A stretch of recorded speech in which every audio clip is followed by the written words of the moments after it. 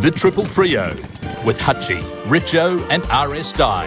It's Hong Kong racing with the blinkers off. Hello everyone, welcome to a brand new edition of the Triple Trio. So much to talk about the sport of kings in Hong Kong with the best form analyst in Hong Kong in Clint Hutchison and the Hall of Fame jockey in Raymond Shane Dye. Lots to talk about. Hutch Buster, let's get it on. Yeah, let's get it on. It's a good weekend ahead as well. We had a fantastic weekend.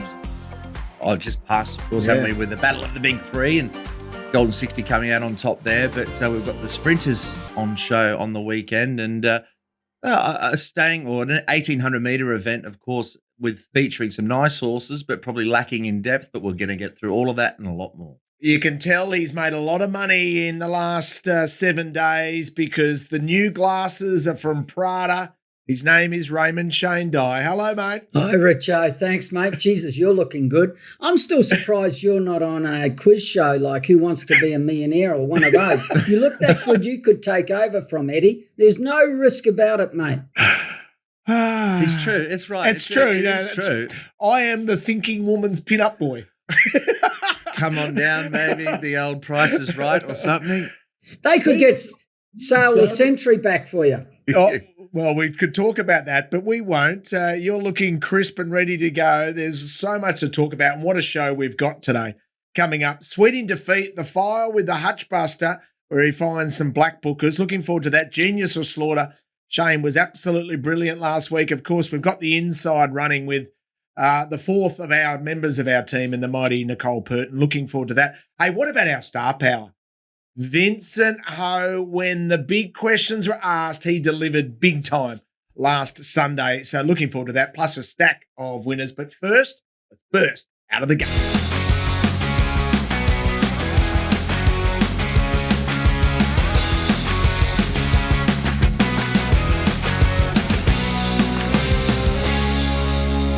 So we burst out of the gates with the obvious, and that is the match race that we were so keen to see, Hutch Buster. The build-up was intense, and it delivered big time. Yeah, it was a magnificent race, and it did deliver, I think, and a deserved winner, of course, with Golden 60. We're going to talk with Vincent in a little bit more in depth about the race overall, but he stalked the speed. He rode him like Shane wanted him ridden in the Hong Kong Mile back in December. And the barrier gave him the luxury to do that, to just sit behind them, and that was a big difference for me. But all three ran well, Shane. They all, I think they all had their chance, and a deserved winner in the end of Golden 60. Definitely the best horse won. Every horse had their chance. I know we're going to play the start of the race. The start of the race was very crucial.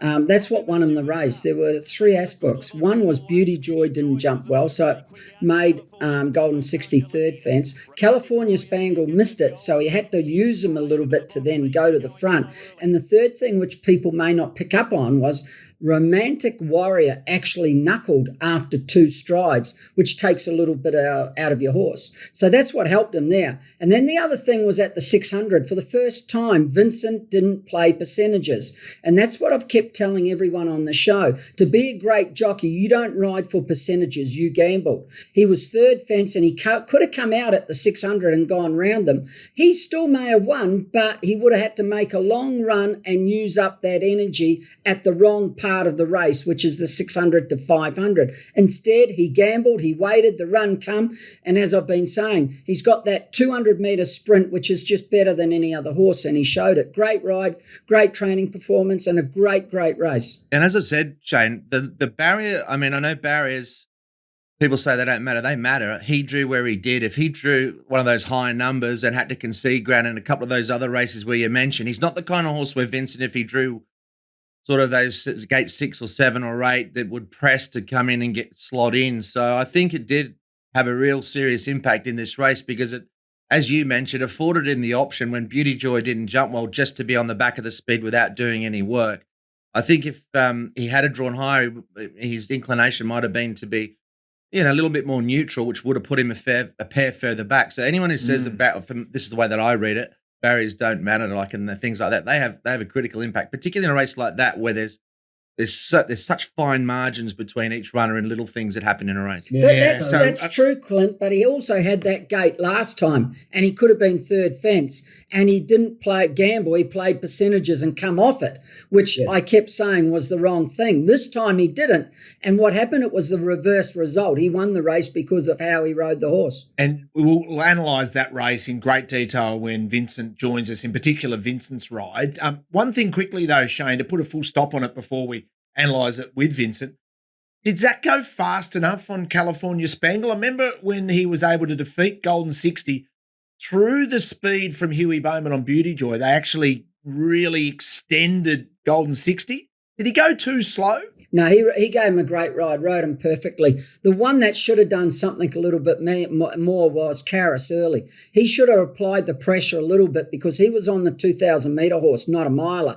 And if it was a sprint home, the other horse was always going to probably get over top of him, Golden 60, because he quickens more. Also, I thought he would have a little bit more sprint left in him, Romantic Warrior, but that 2,000 metres had taken it out of him. And at about the 1,000, 1,200 metres especially, he should have been a neck to half a length behind him, not coming back a length and a half, and just made him work a little bit harder there to turn it into an 1,800-metre race and not as mile. That was the only little error, but he still had his chance to win Romantic Warrior. Yeah, it's an interesting one, isn't it? Because he still had the 7th best final 200 of the day, Romantic Warrior, so he levelled out well, and he was coming back on the line, but I got him wrong because it was just a little bit dour, but like we said, we'll talk a little bit more about that later. Hey, what about the hit and run jockeys? So Ryan Moore arrives in town, Jamie Carr arrives in town, and J-Mac as well. And bang, bang, bang, they all delivered. Nice result for our site as well, with Happy for All winning here for James McDonald. And yeah, look, he trialled quite nicely. He gave him a nice ride. There's a couple in there that should have clearly finished closer, but it just shows, the big names on the stage. They've taken half the card. So Ryan Moore with a double. I thought this was a good ride on an improving horse as well. I mean, I know he drew well, but he was strength in the finish there was good, just beating Wide Blue Yonder. So Ryan takes 2. Jamie Carr. Oh, wow, what a performance from Jamie. I haven't seen a rider, Shane, go there. So I'm going back way before even you went over there. Mick Dittman came over 1 year to Hong Kong for a 1 day at Sha Tin. He had 7 rides. He rode, I think, 4 winners in 3 seconds. And everyone was blown away. And I think Jamie, when you consider that was her first day at the Sha Tin racetrack, to ride as well as she did, and in terms of tempo, she was on the dirt and she got that right. I know from a good barrier. Her rating of Voyage Bubble was outstanding. It was unbelievable. I couldn't have been more impressed. She's outstanding. Horses run for her, and she gets them to relax and in stride and doesn't get them out of stride, which a lot of jockeys can do. She's very, very good, and if she ever goes to Hong Kong, she's going to be a success there because she's very good out of the gates, and they run for her early, and that's very important in Hong Kong. Can you explain that to us, Shane, as a Hall of Fame jockey? This terminology of horses run for Jamie, and I don't know what it is, and I see it week in, week out in Australia. Jamie Carr on the first time. So first time she ever rides him, her strike rate is unbelievable, as though the horse just relaxes with her. I don't know what it is. Can you put a finger on it? Everyone's got a style and it's different. See, horses run for Jimmy Cassidy. They didn't run for Mick Dittman, but Mick Dittman was as good a jockey as Jimmy Cassidy, if not better. There's different jockeys and eras that horses run for. I always remember, and you probably won't remember this, a kid in the 90s. He actually committed suicide called Aaron Kennedy, and horses run for him like anything. Another one was Matthew Chadwick. If you put, when he was a kid, not now, when he was a kid, they run for him. If you put Joe Moreira, Douglas White, Matthew Chadwick as a kid in a 1,000-metre race on the same horse, up the straight, same draw, same ability, I would pick Matthew Chadwick every time instead of the other two because they just run for him, right? And he didn't have to ride a race and think in a race. That comes later. But a lot of jockeys, horses don't run for, and you know that, and it's hard to explain. It's a gift that I can see. I don't believe horses run for me, but there's different jockeys, and Jamie's one of them that horses run for her. It's absolutely incredible. There is a career for her in Hong Kong if she would like to do that, but at the moment, she's got a lot of things she wants to achieve in Australia first. Zach Purton, 85 wins for the season. Vincent Ho at 44. They trade blows on Wednesday night, Hutchbuster. Yeah, it was nicely legend. It was one that the market found and we were happy to be with. And he was always going to be a good chance in the race. And Zach really pretty much controlled it from outside the leader. So Zach would have been happy to get a couple home because with the big names in town on the weekend, he went winless. I think he rode 7 favourites. Now, a lot of them were false favourites. And we actually, I reckon in the last 3 years, I don't know if I've had a meeting where I haven't backed one of Zach's. We didn't back any of them. So I think a lot of them were false favourites, but he still was on some fancy runners and didn't have a winner, and the likes of more, Carr and of course Bowman, really doing well. So Zach, he's probably not quite. The last month has put a little dent in that 170 aspiration, but a couple of fantastic rides on Wednesday. And Shane Dye, you bloody genius! I go back say about 4 months, and I put the question out to both of you and said, "Ooh, John Size has had a slow start to the season," and Shane grabbed me in a headlock and said, "You idiot, trust me, things will turn around." We look at the training premiership now, Shane, you're right. John Size leads by 2. I remember Clint putting the list of his horses up and saying you just haven't got the horses. It just happens every year. I rode for him 3 years. I know the system very well. I know how he trials them. I just know how it works, and he's going to be in the top 3 for sure, and he'll be there. He could win. He could run 3rd, but he's going to train the winners. Even when he's behind, he's never behind, really. The horses are just coming right at the right time. 33, John Size, Frankie Law at 31. So 33, 31, a couple at 28, 27, a couple at 25, including our man, Casper Found. So it is going down to the wire. John Size will be happy with where he's at because he had a lot of sort of more, he's got these wins out of more exposed runners and he hasn't got the new blood in yet. So he's put himself in a good position, but I don't know who won it this year. I still think it's very open. There's a lot of trainers in contention. The next sort of 6 weeks will be pretty key because there is some sort of rule of thumb that if you're leading, but I think it's by the end of March that you're pretty much you're a great chance. So it's pretty open though. And is there, just quickly on that, is there financial rewards for being leading trainer and leading jockey, or just prestige? Prestige. It's all about. It's a bit like the stall gift. Oh, really? Prestige. Oh, really? They told me Richo got a fortune for winning the stall gift. He backed himself all around Australia. The bookies went broke, didn't they, Richo? He got that 100% wrong, mate. It's all about the cold, hard cash. Well, the cash is gone. You're still living on the back of it. Mate, it's quite remarkable. And it was a lot of decades ago. Let's find some other winners to throw into the black book. Sweet and Defeat. They're off, and Sugar missed the start by 4 lengths. Then Dublin Star, Sugar fast buck, smart leader. Oversubscribed, lunges at the post, missed. Sugar, that's a sweet win for Alfie Chan. Well, here on the Triple Trio, our black book is called the Sweet in Defeat File. So let's open up the book, blow the dust off. Who goes in? Yeah, we're having a good run with the Sweet in Defeat, so let's try and keep that momentum going. I had a rather long list. Of course, last week was our first show back, but there's a slightly smaller list this week. Now, the last race at Sha Tin from last weekend, a couple of beauty horses. Missile, who was fresh up, a former Victorian, who were ridden by Jamie Carr, Beauty Inspire, of course, with that 2-year-old form. I thought both ran really well, and they'll be a lot better for their experience given the gap between runs. And I think it's worth sticking with Solar Partner, who was well backed on Wednesday. Drew wide, worked a little bit early, vulnerable late, but luckless to start before, and he won't be too far away from a win. But this was the race where we had Beauty Missile for Jamie Carr and Beauty Inspire. You could see Beauty Inspire second last at the moment. The chestnut, J-Mac was very patient. Gee, this was another good ride from Jamie. At this stage, you'd be thinking she's a good chance of being posted 3 wide because you can see the horse inside of Zach. He's looking over his shoulder there and looking to try and slot in. And there really wasn't. Bowman comes back on super mission, and all of a sudden Jamie's got into that one-off trailing position. Shane, I thought she gave this horse every possible chance. He probably just peaked a little bit on his run late in terms of fitness, but he'll improve, as will the horse on the outside. Yeah, no, she gave it a very good ride. The horse down the outside's the run in the race because he wasn't ready. His trials, as I stated last week, I didn't think they were good enough to win. He actually went better than I thought. Watch him next time because he's going to jump out of the ground. You know what John Sire's horses do, first run to second run? You saw that horse win with Ryan Moore on last week. They improve links, and he will too. He's a winner waiting to happen, Clint, that horse. Yeah, and you say that, but I think, you mentioned John Size, and I completely agree with what you say, that first to second run. Frankie Law, of course, who trained under John, his horses, I mean, they have a very similar sort of, progression as well. So I think they'll both improve a lot with that run under the belt. I've seen a lot of Frankie's horses really improve that 2 or 3, if not more lengths, so going to their second start. Love it. So 3 more additions into the Sweet in Defeat file, and each and every week we'll keep you updated on how they go and put a little asterisk on them when you tune into Hutchie's Honkers, and Hutchie analyses the bets each and every week. There's a few out of the Sweet in Defeat file. Jane's time to shine. Be in your sister. They sweep for home now. Beander Cross has come very wide. Beander Cross answering the urgings of Shane Dye. Mannerism coming at him. Mannerism has got it. Daring tactics by Shane Dye. He's got Octagonal in full flight on the corner. Bold tactics by Shane Dye are going to pay off, and he pinches the Chipping Norton.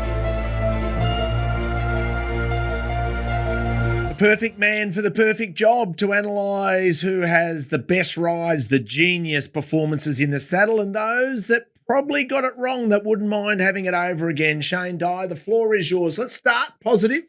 Who are the genius rides? A couple of very good rides during the week. One was Wednesday night and last weekend. This is last weekend, Super Dynamite. Yui's at riding winners on horses that are 10, 20 to 1. They're not favourites. He's given this a lovely ride. He's let it relax, and I stated it last week how he's only letting the horse come up the straight, and he gets them into the clear at the 200, and they've got energy because he hasn't wasted energy. But when he gets them into the clear, he doesn't get them off balance, and they're in momentum.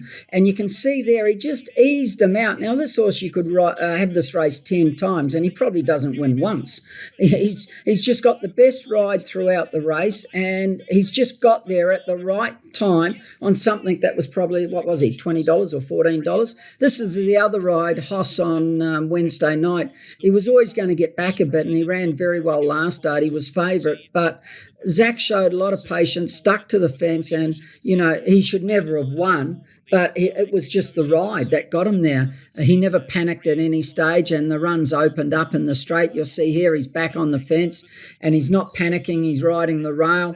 And Happy Valley is one track where you can make up a lot of ground and people don't realise it. You think you can't because it's not that long a straight, but horses do. This was an unbelievable ride, and he just got the run here, and he got through and darted through at the right time.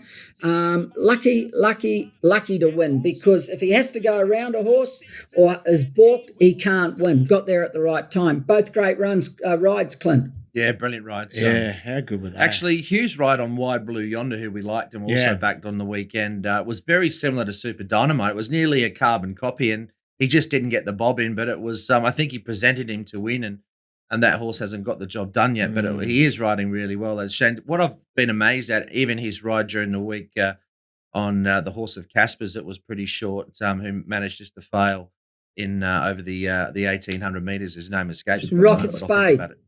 Yeah, Rocket Spade.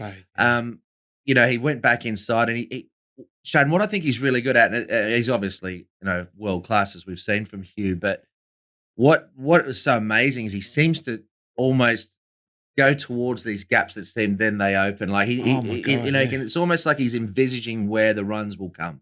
See, great sportsmen, whether it be Mac Holmes in NFL or rugby league or soccer, they see things happen before it actually happens. It opens up, and he knows what's going to happen, and he's not getting his horse off balance. That horse on Wednesday night, Rocket Spade, if you have a look at that horse's run died about 4 strides before the post when he was going to win. He'd had enough, but all the way up the straight, he was never off balance once. He didn't pull him around or look for a run, just opened up. And he's saving ground, and he's letting the horse sprint up the straight. And that's why he's riding so well and riding winners and at long price, as I stated before. Yeah, and that ride, that head-on vision of Zach Purton, just going back to Zach for a moment on Hoss, that head-on vision, Shane, can you explain to us mere mortals, when you are going at 60 kilometres an hour on a 500-kilo thoroughbred, and that gap appears and you have the courage to dart through the middle, is there ever a moment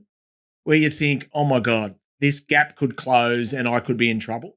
Yes, there is, but that run was pretty big and there was always a lot of room there. Sometimes you have to get in the gap and make a run to get through. But look, you don't hesitate. You just do it. It's part of your job and you worry about the consequences later. You're not out there thinking. You just do it. It's instinct. Yeah, and I suppose, Shane, as well, you're well aware of certain jockeys that probably roll around a bit more, and if they might, and they are a little bit wayward in front, that you'd probably start yelling out a little bit sooner than you might to let them know where you are. Well, you do. That's exactly right, Clint. You yell like anything. Hey, I'm here, because you want a clear run. So they panic a little bit and grab hold of their horses, and sometimes you can use that as a help for you, so when they are moving in. I always used to watch a jockey's whip, what hand the whip is in, and it's one thing I would teach kids to do, because the horse normally rolls where you're going to hit them. So if I've got it in my left hand, I hit it, it can roll half a horse in. If it's in my right hand, it'll run out. And I always used to judge a horse rolling like that.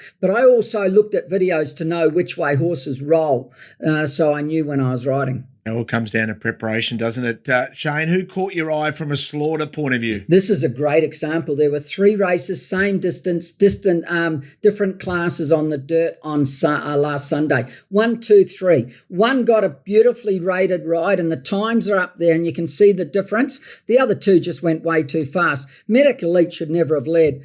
Wee Brother from an outside gate, there was a bit of pace, should have led. He should have just come out and grabbed hold of him and taken a sit. And he ran a 22.91, a 27 start. Now, the other one was True Legend. Well, he must have thought it was a 1,000-metre race. He's gone a 22.1. If you realise up here, if you have a look at the middle horse in race 2, he's just gone the perfect pace. A great, great ride by the kid. Do you realise here they've gone 400 metres and the middle horse has gone 3.1 seconds slower than True Legend. So if you switch the bottom, race 5, and put it up the top in race 2, True Legend would be about 22 lengths in front of Sky Supreme Richo. You understand that? Yeah, absolutely. That is incredible. So 20 lengths in front. 20 lengths in front of the other horse. Now you say, why didn't the other 2 win, Medic Elite in race 1? Have a look at them here and have a look at the other horse in race 5. It's because they've gone way too fast. Now they look time. If you roll it up here, you'll see the sectionals for the last 400 metres. I'm going to give them to you. Medic Elite, race 1, run 25.46. Right? No, sorry, that was True Legend race 5. Race 5, True Legend run 24.46. So they walked the last bit. Whereas the middle one, he ran a 23.61. The top one ran a 25.46. And you can see them, they looked home, but then all the work they'd done through the race, they collapsed, whereas the race 2 ran 23.61. If one of the others could have done that, they win for sure. So when you are a jockey, say, for example, Shane, in race number 2, if you're a jockey at the rear of the field, are you aware that they're going perfectly in front for the leaders? And then conversely, if you're a jockey at the rear of the field in the other 2 races, 1 and 5, are you sitting there smiling, thinking they're going far too hard? I'm going to have a chance to run on here. Okay, so when I'm back in race 1 and 5, I know they've gone too fast. I'm just laughing. I'm back in the field. I'm just saving ground, but I'm coming out at the half mile, because when they go too fast, you can come out and get away from tired horses, because the leaders are all going to stop, and you know that. In race 2, I'm worried. I'm back, but the trouble in race 2, if you have a look at the sectionals, the kid actually picked it up down the back a little bit, a bit like Jamie Curran. I'll explain that later on Voyage Bubble. So when they pick it up a little bit and you're back, you actually can't circle them because they're picking up the tempo. It's when the pace slows that you can pick them up and go round them. So the kid rated him very, very well, that horse, and that's why he won. And the other 2 just went way too fast, and that's why they stopped. We get a lot of that here in Victoria in terms of, them go very slow and no one does anything about it. I'm not sure what the answer is there. The only thing that I would say, Shane, to sort of somewhat, everything you say I understand and agree with to a large point, but a large extent, I should say. Dirt racing is a little bit different to turf racing, and you'll see it a lot in America where it's all about early speed. They want to break them up, they want to bust them open, and it's first section, not last sectionals. On turf, we always talk about horses, what they come home in. In America, it's what they break out of the stalls in and what they run early. So it's not completely equal, but for Hong Kong's point of view, what Shane says you can appreciate. And I just surprised in that middle leg that not more jockeys sort of put a little bit of pressure on. They found their spots, and no one did anything for that first half mile. Yeah. Clint, you're exactly right what you're saying, but with Medic Elite and True Legend, they're not 1,800 metre horses. Yeah, they went too hard. And they don't run it. And they actually run 1650, but they're weak at 1650. So that's in the back of your mind that I've got to look after these a bit to run it right out.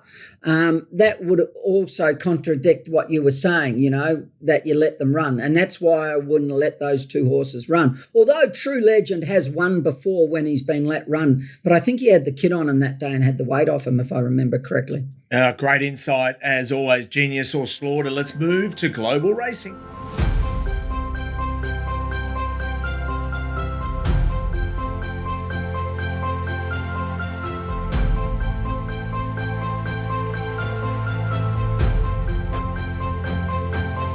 All right, let's talk about global racing. Of course, the World Pool is fantastic if you want to bet all around the world into commingled pools. It is brilliant. So the racing was in South Africa. Before we get to that, Shane, did you see the daring ride at Newcastle during the week? Have you ever led by 50 lengths in a race? No, I can't recall. I've led by a long way a couple of times, but I didn't see this. This is the first time, and I didn't even know about it, so you've got me on the spot here. Looks a long way in front, and no doubt it probably wins the race, does it, Richo?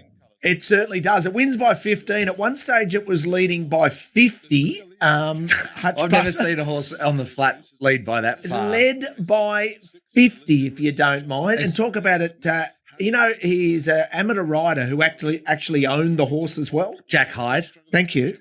Jack Hyde's his name. And, the post-race interview was quite entertaining. I mean, this is unbelievable. Talk about lose sight of the bunny. Richo, Christoph Suleiman rode in a hurdle race one day, and I think it was his first hurdle ride. He was actually a jump in front of everyone. He let it run, and it was actually one jump. Now, that's at least 200 to 200 metres. Can you recall that one, Clint? And it won. I can.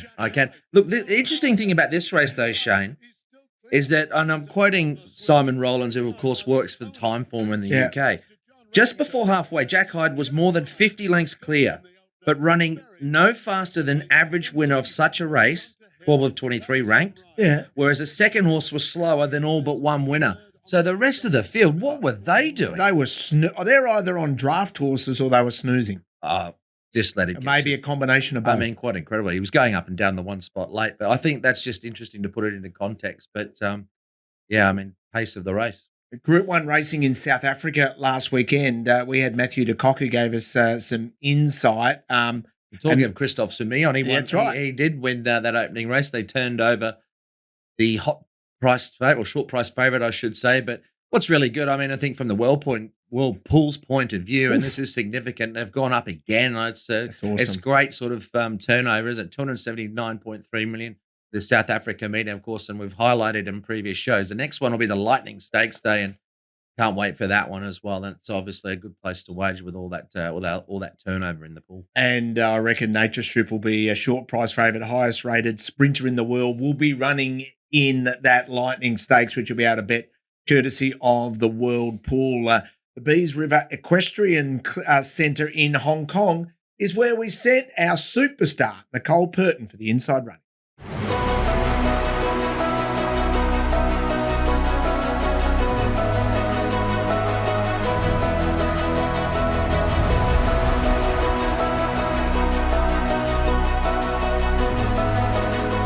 One of my favourite things to do in Hong Kong is to come to this place, Beas River Equestrian Centre and Country Club, a place where Hong Kong Jockey Club members and their guests can come and ride some of the beautiful, but now retired, racehorses who have graced the Hong Kong turf. Beas River is the Hong Kong Jockey Club's National Equestrian Centre. It's located in the new territories of Hong Kong and is home to around 250 horses. The world-class facility is divided into 3 parts. The Beas River Riding School, which is recognised by the British Horse Society as a certified riding and livery centre and can support riders of all levels, from beginners to experienced and competitive riders who wish to train their horses further. It hosts regular riding competitions and is a great supporter of equestrianism in Hong Kong. It's the home of the Retired Racehorses program. The Jockey Club's retired racehorse program has been in operation since 1964, when Beas River Equestrian Centre was established as a home for retired horses. The program now includes a retired horse unit at the club's Chongfa Racecourse, which opened in 2020, alongside the original retraining unit here at Beas River, and a livery yard. Around 80 former racehorses have graduated from the retired horse retraining program and have a second career. These horses are then offered on loan to members of the Jockey Club. That is how I got my horse, Connor. The aim of the Beas River team is to find the best rehoming outcome for each horse that comes here, be that in Hong Kong or onwards to an overseas rehoming partner. Two of the more recent graduates from the retraining program are Blazing Speed, winner of 4 Group 1 races. Blazing Speed took the lead. He's roaring away with the QE2 Cup, and it's a big win for Blazing Speed. Neil Callan and Tony Cruz. Blazing Speed. And Group 1 winner I Victory. I Victory keeps finding. Mr. Stunning is lifting with Beat the Clock. I Victory in front from Mr. Stunning, and a new star is born. I Victory. Who is now a livery horse.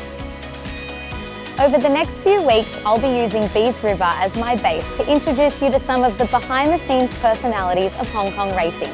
Catch you next time. Oh, looking forward to our very special guest next week, Sophia Curry. She is a great character and has been amazing in the support of her husband, Luke. And that was brilliant to learn about an equestrian centre that is rehoming many horses' life after racing. Yeah, it's a great facility at Beas River, and it's looking forward to seeing more of what Nicole's done up there. It's an amazing setup and something that I think people around the world would love to have a look at. Star Power coming up next, and it's in the form of Vincent Ho.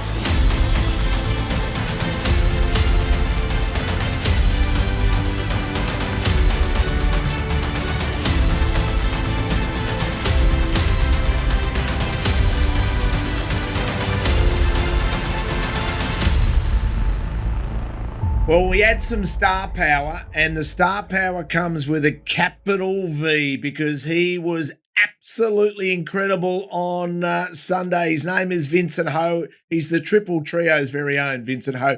He got it 100% right on Sunday. Vincent, congratulations. The mighty Golden 60 was brilliant on Sunday. Thank you. Yeah, I'm very happy for the horse and the team. Yeah, definitely he ran extremely well. So, yeah, very grateful for that. Describe the race to us. It was very enjoyable. I know he jumped fast enough, and the main thing is to cross gate 1 and just sit behind them. And, he's very relaxed now, age 7, and he's mentally even more mature. So, it doesn't pull anymore, and when they pick up the pace, he could easily keep up as well. So, yeah, very, very nice. And Vincent, at the 600 metres coming up here on the screen, you had a decision to go round them at about the 700 come out, and you have been on him, and I've been against it because you're on the best horse. Wait, he'll get over top of them at the 200. You actually gambled instead of playing percentages, and that's what great jockeys do. They gamble. You percentages take him 3 wide, out of trouble. Me, no, stay there, and you did it. Did you ever think about up here coming around them, or had your mind set staying there? At the 800, yes, but then when Purton speed up, pick up the pace at around the 700. And at the 6, I see Karis already left behind. His horse didn't have that turn of foot. Even, of course, coming from 2016, it's a bit sharp for him when they accelerate. So I can see that at the corner, and I know when Zach pick up California Spangle again in the straight, it's gonna be harder for Karis to keep up more. But I know his horse, of course, is coming from 2000, so he had the stamina to keep going. But if Zach kicked at a 400 again, I know Karis would be hard to keep up. And I think it will have the gap there for me to, I know Golden 60 is strong enough and brave enough to take gaps. So I waited a little bit more to do that. Congratulations. It was a perfect ride, and he's just too good when it's a race like that. He gets over top of them, and it's a shame for California Spangle because he's a great horse, but every race that's run like that, he's just not going to win. The other two, especially you, are just too good. So congratulations. You're riding very well, and it was just a perfect ride, and I loved you waiting for the run instead of coming out. Yeah, congratulations, Vincent. I just wanted to ask you, just in terms of, did you feel much pressure? Did you feel that, he's been a champ, and both internally and externally, from Hong Kong racegoers, from the connections have always been very faithful with you, and as has Francis, but did you feel the pressure yourself? No, I really enjoyed the day. Before this, before the day, I know I kept telling myself, just go out there to enjoy it, because, what to be stressful of and nervous for when you're able to ride a horse like this, and they're not here forever. We got to enjoy every moment when we're riding them, and to be on him is my privilege, and to be able to sit on him, to have the feelings when he kicks. I think not many jockeys can have a horse that feel like this, and why do I waste that opportunity to be stressful and all that? Why not just enjoy the moment, enjoy to be with Golden 60 in the race, and just do our best. We can't ask for more than doing our best. So yeah. Great call. A lot of leading sportsmen say that about the opportunity. It's an opportunity, not there's no pressure. You feel good about. Well, pressure's a privilege. Exactly, exactly. Richo. Just on that note as well, Vincent, you talk about being associated with him and enjoying the moment. You've enjoyed everything in Hong Kong now, and they're talking about going overseas with him. That's probably the next box that Golden 60 would have to tick, I would assume. Yeah, and how Hong Kong racing is. Horses aren't lucky enough to have space to have turnout or have off season to go spelling.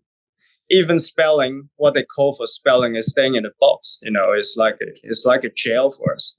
Even during, as everyone knows, during COVID, if you get locked down, people get depressed, and because you can't social or you can't go outdoor or do whatever. And horses the same.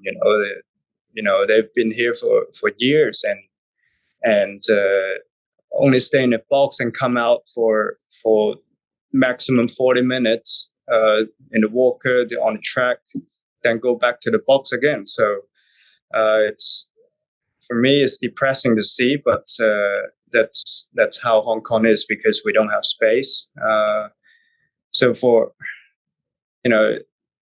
course, for me, it's not proving anything, as the public said, for going overseas, because a lot of great horses like Franco, Baid, Wings, they never travel overseas, and they don't have to prove anything, because it's still one of the best in the world. Dubai duty free or the Dubai turf would be absolutely perfect, 1,800 metres. Yeah, and Vincent, if he does make that trip to Dubai, is there any sort of thought process on when he would leave to go or anything like that, or has anything been confirmed? Nothing yet. I was still talking to Francis yesterday, and Mr. Chan, of course.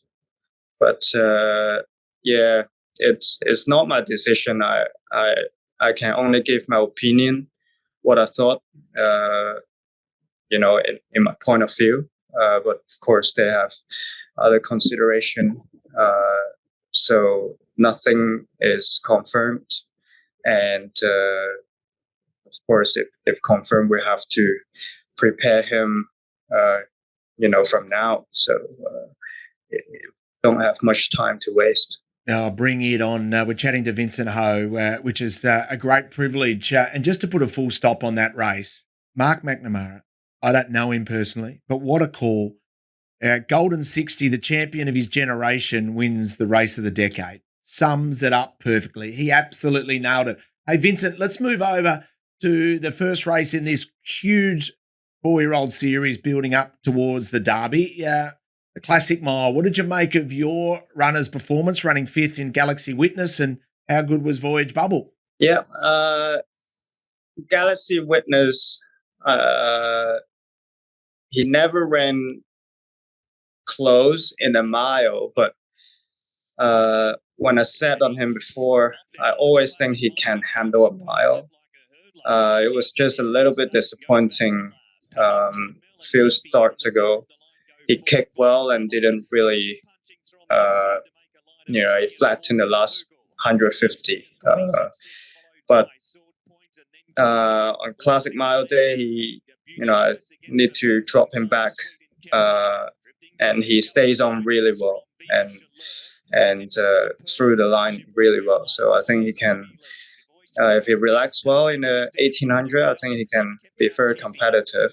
Hopefully, jump better. Can put himself in some sort of position that'll be much better. Of course, Voyage Bubble have the advantage in front, and with the slow pace, they sustain the run easily. So it's going to be an interesting race in the Classic Cup. Shane, what did you think? I don't think it's a very good form race. It proved that there's nothing outstanding in the 4-year-olds. They're a very even bunch. She just rated them very well. She ran a 24.85, then a 23.66, a 23.29, and a 22.78, which meant the back markers can't pick him up. He just went too well time-wise for the back markers to get into the race. It was impossible. I don't know if the winner's there. What did you think, Clint? Yeah, I've assessed it quite a bit. Ultimately, obviously on the same day as the Stewards Cup, they went half a second faster than Stewards Cup for the first half mile, and they got half a second slower. Second slow last bit. So overall, they were half a second slower than that feature, but perfectly rated by Jamie. I thought the winner was good. Interesting with Vincent. Vincent, your horse actually ran the best final 200 at the whole meeting, Galaxy Witness, and I wasn't sure early in the season if he'd get a mile, but his last couple of runs where he's been ridden a little bit more patiently early, he's actually closed off well, and these were my sort of markings with the Derby in terms of Voyage Bubble was second. Like, his peak performance rated him right there, and he was beautifully handled out in front. And I suppose, Vincent, the question is now, like, with a lot of those horses that are going to return for the Classic Cup, I can't see much difference in terms of tempo. I mean, Sweet Encounter might be one that could potentially go forward, but it looks like if it's a similar field, it's going to be hard to sort of probably turn the tables on a few. Yeah, because some of the on-pace horse also dropping out. So it's going to be, always this sort of races a little bit more advantage to the front runner. So I think the tempo won't change much, even 1800. So we have to depend on the draw and ride very smartly to getting some sort of good position and don't get too far back. The winner may not be there of the Derby, mate. May not be. I mean, Beauty Eternal's one that I think all of a sudden comes right into the reckoning. He'll run in a 1400 next time, Clint, for sure. I know John. He'll run him in a 14.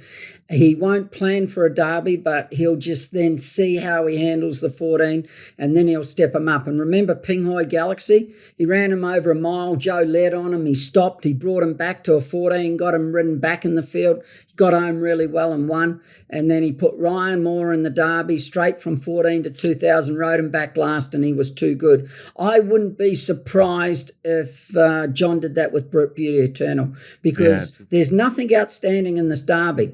And And the other one I've got to mention, who's going no good at all, but is better than any of those horses in that race, is a horse called Straight Arrow. He's had 2 runs. I mentioned him last week on Australian form. He's got 100 yards on those horses. He just wins the Derby if he's right. He's not right, and we haven't seen him. But if he gets him right, Hazy, he's the horse for the Derby, but he's not there yet. So I've got no idea about him. And the big flop of the race was Keefe. He didn't run anywhere near his best. When Keefe won, I think, and he beat the Beluga earlier in the season, he ran 133.4 over a mile and rated through the roof. He's dropped off on my figures there. We showed the graphic, 9 lengths. What are we going to do with him? So I'm really not sure what to do with him. But Vincent, you've got Super Sunny Singh. Now, I'm not sure about him over the. I know he won over the mile the other day, but it was a nice race for you because there wasn't much pressure. The sort of pace dropped out mid-race, and you got there almost for free. What's your feeling overall on the horse? It felt he improved a lot and felt still plenty in the tank underneath me. He relaxed very well now. When Matthew Chadwick rode him and won on him that day, he pulled very hard. I was clipping hills and everything. But the next start I rode him over 14, he was very relaxed. And in this race, the mile, the main thing is for him to drop the bit. And, I even need to ask him almost every stride to just keep up. So for 18 and 2000, I think he got no problem for that. Vincent, if the Derby's in 2 weeks' time from now, and today you've told to ride one horse, Super Sunny Singh or Galaxy Witness, which one are you riding today? Super Sunny Singh. Okay, that solves that. Oh, so for G1 Goldmine, what does that say in regards to 2000 Yeah, well, metres? I mean, this is statistics-based algorithms that we look at, and I had my queries. He's a son of Nicone as well, Super Sunny Singh. That's not to say he won't stay. A handful have got 2,000 metres, but you can see the sweet spot, 1,400 metres. And I see he won a mile very convincingly the other day, but personally I thought he had a perfect race shape. I'd like to see him do it first over a journey, but I really respect Vincent's opinion. Usually the jocks give you a good indicator on whether or not they'll get the trip. So he's in my calculations more so than he was before the Classic Mile.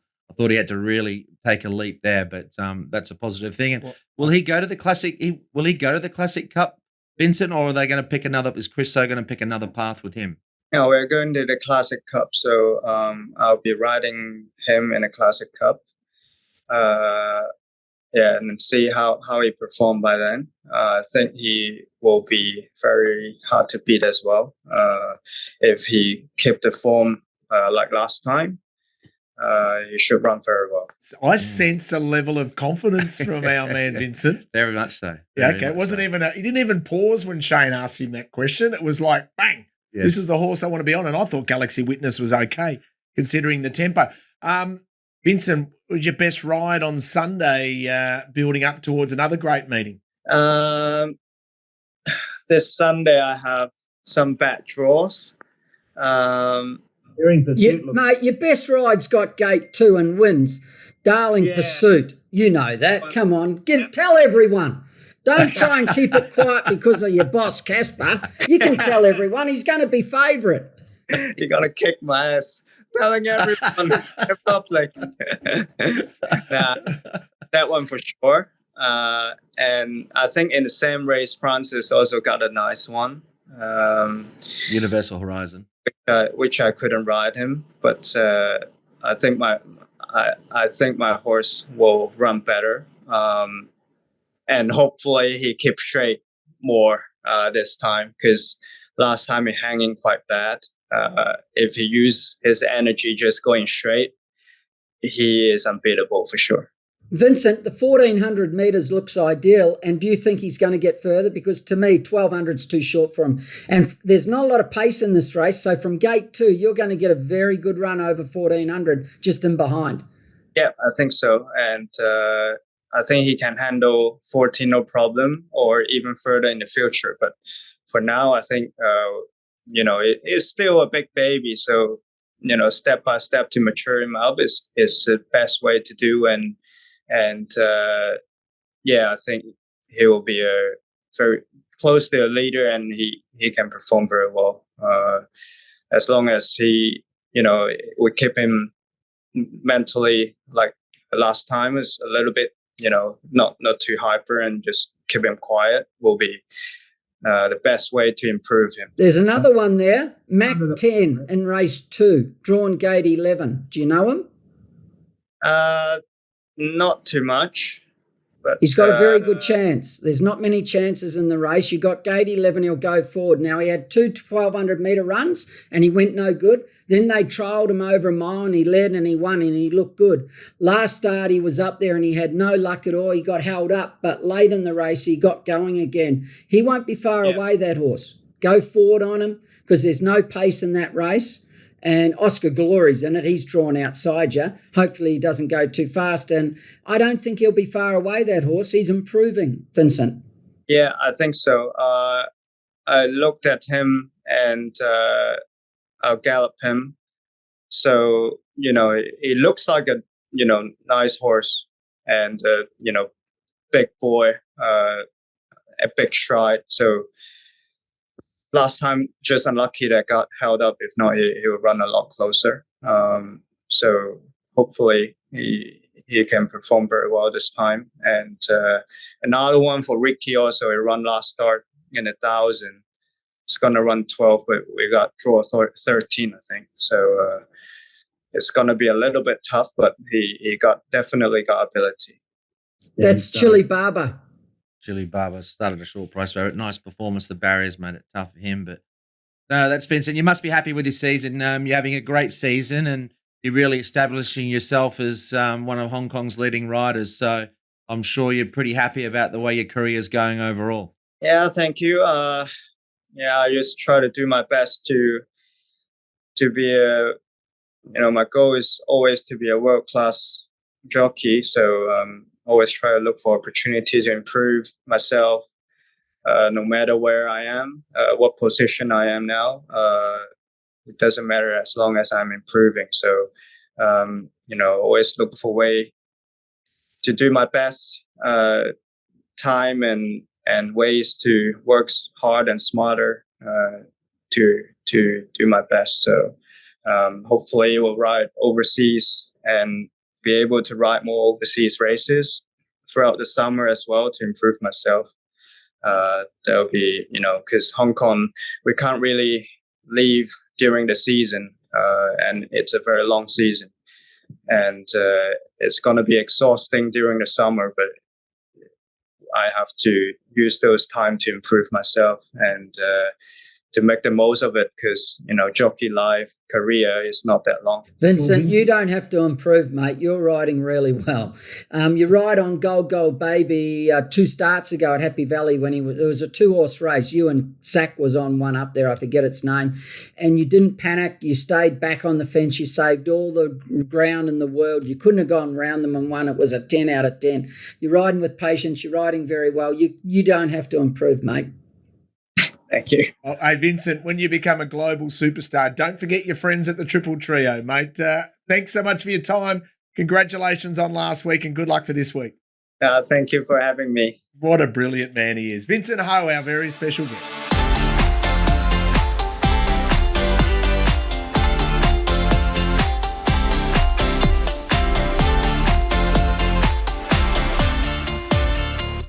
Let's find some winners. Sunday, we're racing at Sha Tin and Hutch Buster. Let's start with race number 7, the Centenary Vase. Just a field of 6 assembled for this race. And yeah, I think the club would be a little bit disappointed in terms of the turnout for the race, but I suppose you could make a bit of a case for most of them. Interesting that Karis Teaton, of course, rode Running Glory last start, and he rides looking great here. He's got a bit to find on his Hong Kong official rating, looking great, but Running Glory looks a good chance. But this is going to be a key race. This was a great win, Shane, for Money Catcher. Silvestre de Souza was pestered in the lead, and he just kept finding this horse. He's got that form around, of course, Romantic Warrior, which always reads well, and I don't think he'll get as much pressure here, and he's going to be a great chance to win again. Oh, he will be. He's a funny horse. Like, it doesn't matter if it's a bad rated race and not strong, or a strong race. He's always there. He just runs the same race. You know that. He's going to jump. He's going to be in the first couple. King Ying Star could lead, or if he doesn't, Money Catcher will. And he's not going to be far away, Clint. Running Glory, as you said, he's going to go well, but you can make a case for most of them. It's one of those races. But it is one of those I'd races. say Money Catcher, Running Glory. Even the top one is improving. He trialled all right the other day, Glorious Dragon, and I know he's only had the one run this time in, but he is the class runner of the race. He did trial well. I think an interesting form reference for those of you at home, go to the Jockey Club website, look at the lead up to the Cup and the Vase, and that was back in November. Senor Toba beat home Carrying Spirit. I think Money Catcher was in that race as well. Or it might have been the race just prior to that. I'll double check that race number for you. But look, Senor Toba's, I think this is a nice race for him, even though he's fresh up. He trialled okay. Huey on, he knows him from here. But for me, the one to beat will be number 5, Running Glory. I think Senor Toba is the main danger with Money Catcher. Okay, what about race number 8 to assess the field here? And we've got 8 runners. That we do, and this is a great Dominated race. by Lucky. These are all the best sprinters at this point in time. Certainly the ones that have the rating. This is my market. I think Lucky Sweyness he'll probably be shorter than $1.70, which is what I've got him. Of course, in the Hong Kong Sprint itself, he was $1.60, and Wellington, plenty might be happy to back him. He started 4.10, of course, in the Hong Kong Sprint, and I've got him about 4.70. It's a race in 2 again. But I love the fact that Lucky Sweyness has drawn gate 8. It means that if Zach doesn't jump well, he could gradually work his way over. If he does jump well, he'll go forward. He'll either lead or sit outside of Sight Success, who's racing well, and I've got him 3rd pick. Pretty big price as the rest, but I'm expecting Lucky Sweyness to bounce back, and this was obviously the horror watch, Shane, but he was a victim of circumstances. There was nothing that Zach could have done, but I think you said after this race, if you don't think Lucky Sweyness would have won, give it away, basically, to paraphrase what you said. And I think he'll make amends on the weekend. He wins for sure. You only got to watch him up here. Look at him here, you know. And Zach, look, he's under double wraps. He's got beat, 2.5 lengths under double wraps. And you know what he's like. He can quicken. He would have won that for sure. Gate 8, you can take 20 cents off his price for gate 8, less, because it's just the best gate for him. You are so correct, Clinton, what you said. He can take his time. He could lead. He could be second outside the leader, or he could be 3rd or 4th. It all depends. It doesn't matter. He's the horse to beat. Wellington, what can you say? He's done everything. He's won everything. He's won every big race, and he's not going to be favourite. It's quite incredible. So they're the 2 they stand out. Master 8, looking at this, could lead. No doubt Sight Success will go forward. I know you like the trial, Shane. I think Master 8, for me, to my eye, that's the reason why I've got him a little shorter than I know he's a big price, but I was just respecting that recent trial. I thought he went better in a recent trial. He did. He went really well in the trial. He won that trial and he looked good. His action was good and he could go better. But actually, Duke Y went enormous up the straight the other day. He probably should have won that race up the straight. He's going well. Super Skyfield, you know what you get. He's going to get back and run on. And you know, Sight Success, never far away. So all those other horses are going really well and they're not going to be far away, but they're not quite as good as Wellington or Lucky Schwers. He's the class, and he's up against Wellington. It should be another great clash. Then we move over to race number 9. So we go out of Group 1, local Group 1, down to Class 3 here, but a bigger field of 14 to assess. Yeah, it's an interesting including race. Straight Aaron. Yeah, well, Dromberg Banners in the race, who, of course, turned over, I think it was at Sweet Encounter recently, and it's an interesting race. Celtic Times was an eye catcher. Happy Together brings in the form. This is a horse that I'm going to have right at the pointy end. He brings that Voyage Bubble form, and his run was excellent. And his actual start before against Massive Action when 4th was a great run as well. You've got other horses in form like Happy Days going along pretty well. It's an interesting race. Like I said, there could be a good value runner in Celtic Times. Bit of a watching brief on Straight Aaron, who I know you're saying his Australian form, Shane, was that way, and we talked to Hazy last week with that hairline fracture. That's my concern, and he might be running out of time, and I don't know. I couldn't be with him at this point, but we know he's good enough. But it's an interesting race. I think that's a big chance in the race, I should say, is Happy Together. He's got to be a good chance. That was an excellent run from him.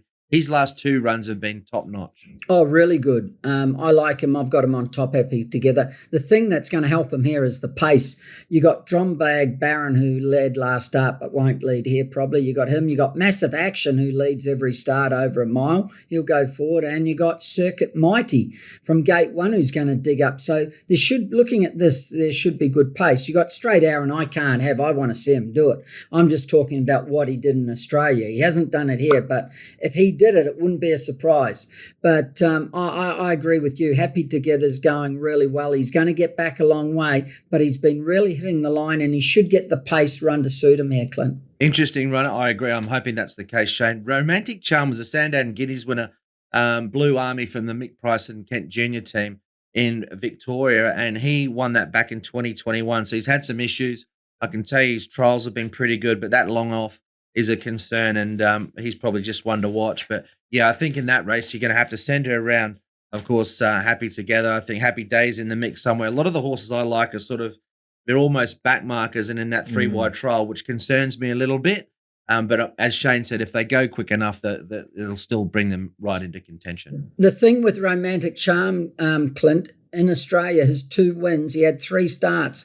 He had 1 run, no, if I remember correctly, he didn't win with blinkers. And then he had 2 runs with blinkers on, and he won both times. He hasn't got the blinkers on him yet, which tells me he's going to want to see him have a run or 2 before they really go on, and that'll be the day. So watch that horse when the blinkers go on. But you are correct, his trials have been all right, and he has the ability. Yeah, and I'm a little bit concerned about the Sandown Guineas form out of that, but Danny Shum's got him going well. He was still an improving horse. Race number 10, 1,200 metres here. Let's assess the field here for the lucky last. Hopefully lucky last for the punters. What a great way to finish the day this is as well. This is, I think, the most competitive race on the whole card. There are so many chances in this event. That said, I've just got a slight edge over a couple of them. And we're going to look at 2 key replays which involved most of the field. One of them involves Golden Empire. I think it's got a great Golden Express, I should say, who's got a great chance with Zach and Gate 1. And the other horse is by the name of Mighty Stride, who, of course, is with Ricky U for Hugh Bowman. This could be Purton and Bowman fighting it out. I think De Serge, I don't want to be too critical of his ride here. He just kept going back further and further behind Not Usual Star, but you've got Naboo Legend on the inside. You've got Mark of the Moment back on the inside there too. You can see even just in terms of margins there, it's not much between a lot of them. So the pick of that race was Golden Express, and he'll mat better this time if he runs up to his Victor the Winner runner-up spot. And this wasn't a great watch for backers of Mighty Stride. I didn't think Shaney got held up behind Sake win. I think he pretty clearly wins if he gets a smoother run in the race. And I think Hugh's a great booking for this horse, given that he was just a little bit keen in stages. And I think it'll suit his style of just helping the horse as much as he can and keeping his powder dry. If you have a look at that replay of Golden Express early on in the straight about the 350, 300, his action, he loses his action and he's all over the place. He's still learning, that horse. He can win this race. Don't worry about that. He's definitely got the ability. But whatever he does this season, he's going to improve and be a better horse next season, that horse. He's going to run well from Gate 1 with Zach on. Mighty Stride should have won last start. We know that. You saw it there. He's going to be very hard to beat. But it's a nice race. There's other chances in the race that are racing well, like Not Unusual Star, Mark the Moment, Phoenix Light run well last start. Dragon's Luck didn't go too bad last start, but he's not as good as Mighty Stride. But if I've got to pick 2, I'm going like you, Mighty Stride from Golden Express. Okay, so 12 and 6 to find out the last as we look at our best bets.